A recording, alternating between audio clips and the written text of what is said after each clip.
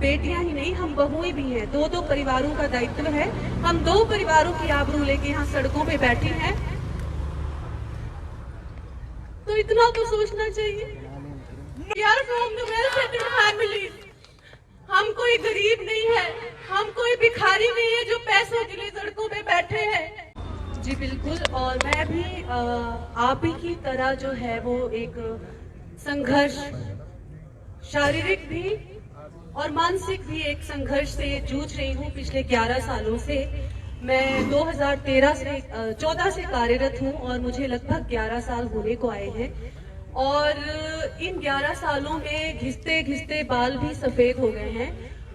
School में हमें कहते हैं कि नो डाउट कुछ स्कूलों से हमें सपोर्ट भी मिलता है, अभी भी मिल रहा है, ऐसी बात नहीं है कि सब जगह सेम ही है, कुछ अच्छे भी हैं। और फिर भी हमें कहा जाता है, सभी को कहते हो कि you are the young blood, आपको काम सीखना है, अभी बहुत नौकरी है।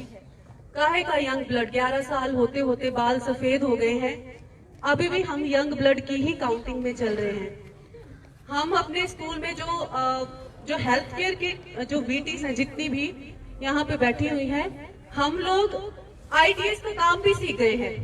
कहाँ हॉस्पिटलों में हम मरीजों का इलाज करते थे और कहाँ हम एमएस वर्ल्ड की दुनिया में जी रहे हैं अब।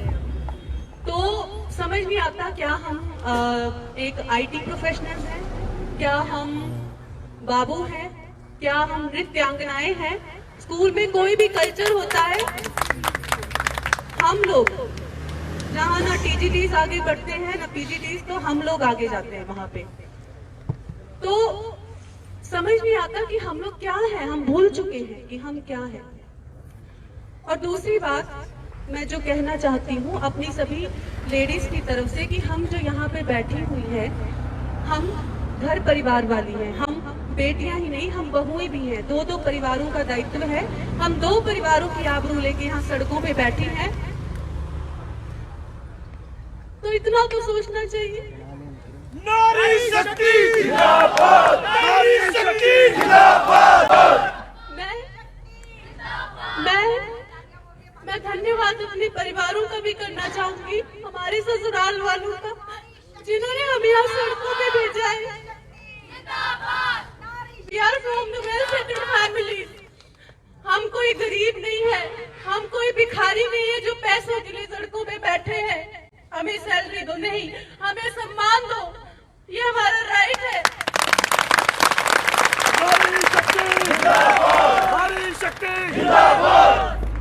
ना हम स्कूल के अधिकारी हैं, ना हम सरकार के अधिकारी हैं, ना हम आउटसोर्स हैं। हम क्या हैं? हम वोकेशनल ट्रेनर्स भी नहीं है।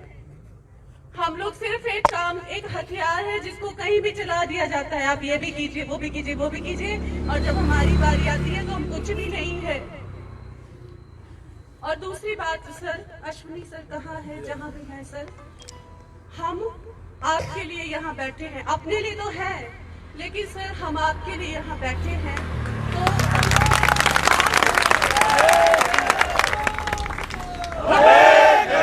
हम सारी फीमेल्स कहना चाहते हैं, हम अपने भाइयों के साथ हैं। आपको बचाने के लिए साल भर बैठना पड़े, हम बैठेंगे सड़कों पे।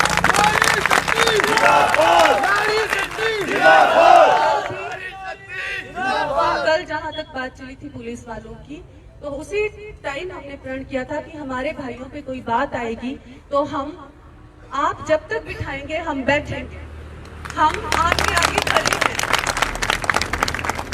और दूसरी बात, एक और बात जो मैं कहना चाहती हूँ, वो लोग जो घर पे बैठे हैं, जिनकी जेन्युइन प्रॉब्लम्स है, सब कह रहे हैं हमारा ये बीमार वो बीमार।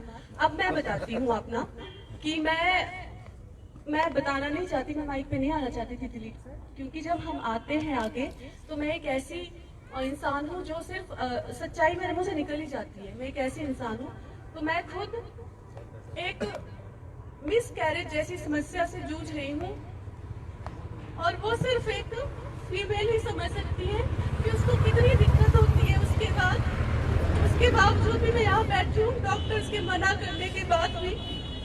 तो क्या वो लोग जो स्कूल जा रहे हैं, को शर्म नहीं आती है?